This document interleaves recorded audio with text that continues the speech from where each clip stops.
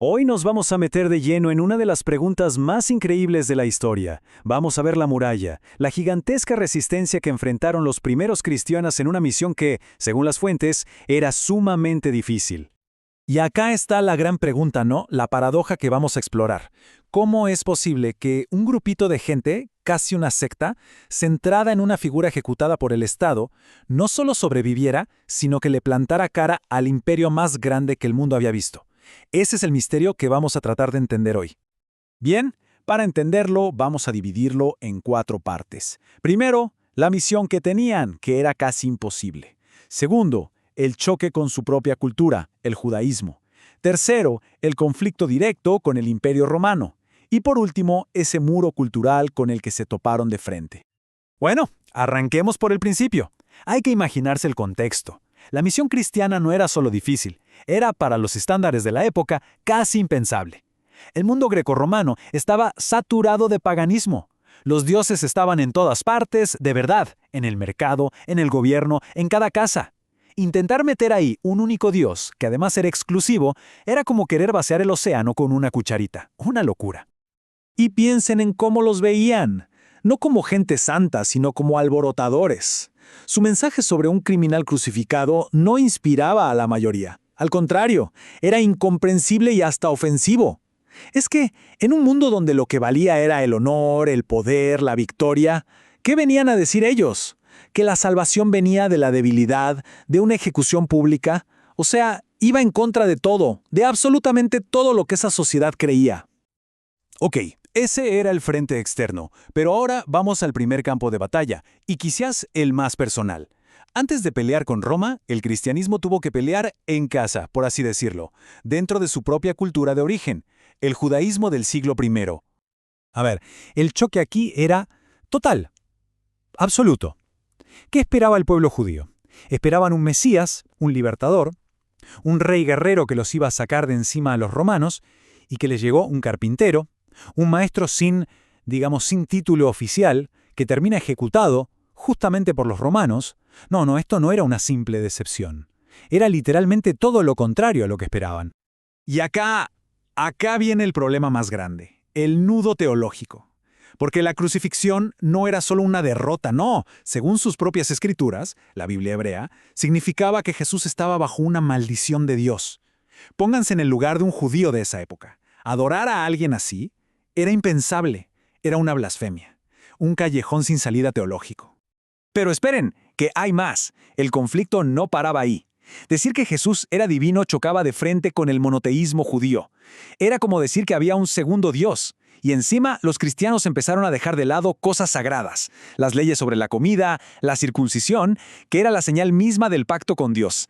Y para rematar, le ofrecían la salvación a cualquiera, a los no judíos, así como si nada. Para las autoridades judías, esto era un escándalo total.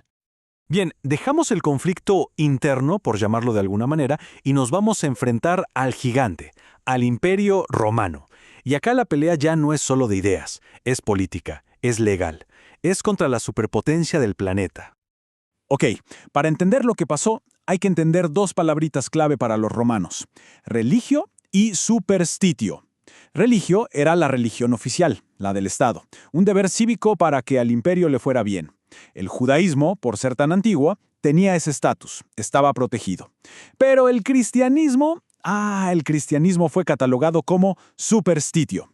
O sea, una creencia rara, nueva, extranjera y, sobre todo, sospechosa, sin ninguna protección legal, cero.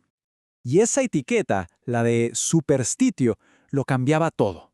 Porque al no ser una religión oficial, a los cristianos se les juzgaba con una sola vara. ¿Molestan? ¿Amenazan el orden público? Y claro, eso los dejaba totalmente expuestos, siempre bajo la lupa, siempre sospechosos de ser alborotadores o peor, criminales.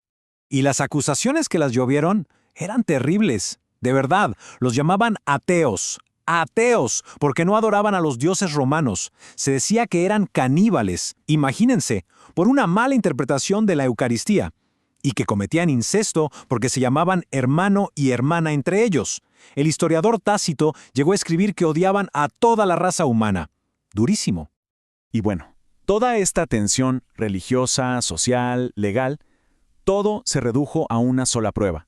Una prueba de fuego, el punto de no retorno, el culto al emperador.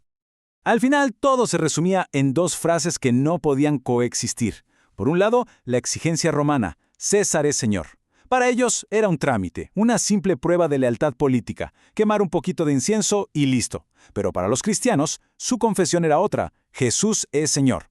Y eso no era política, era una verdad divina. Así que negarse a decirlo primero, para Roma era traición, y la traición se pagaba con la muerte. Así de simple.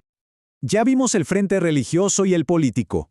Ahora vamos al último, el cuarto frente. El muro invisible de la cultura. El choque con el día a día, con la sociedad y con los intelectuales de la época.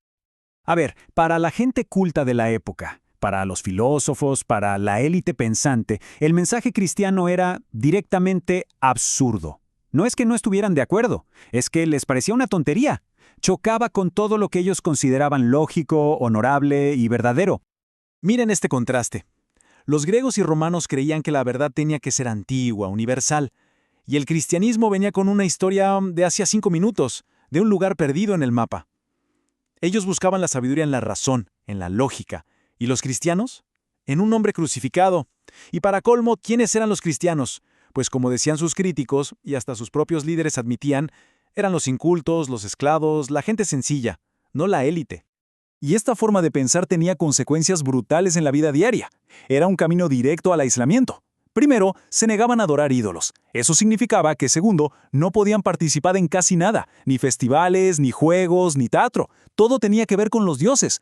Tercero, no podían tener ciertos trabajos. El resultado, cuarto, es que los veían como raros, como antisociales. Y el paso final, el quinto, era que muchos se quedaban sin trabajo, sin cómo ganarse la vida. Y la presión no era solo social, también era económica y muy organizada. Piensen en los gremios, como los artesanos que hacían estatuas de dioses en Éfeso.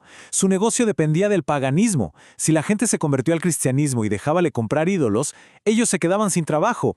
Así que claro, se generó una bronca, una hostilidad muy fuerte contra ellos. Esta frase lo resume todo, de verdad. La percepción era que parecían estar unidos para odiar a la raza humana. O sea, no los veían como una opción religiosa más, los veían como un grupo que odiaba a la sociedad, que no aportaba nada, que eran socialmente inútiles. Y con todo esto sobre la mesa, volvemos a la pregunta del principio. Con la condena religiosa, la persecución del imperio, el desprecio de los intelectuales y el aislamiento de la sociedad, atacados por todos los frentes posibles, la pregunta ya no es cómo crecieron. La pregunta es, ¿cómo demonios sobrevivieron? Una buena pregunta para quedarse pensando. Gracias por estar ahí.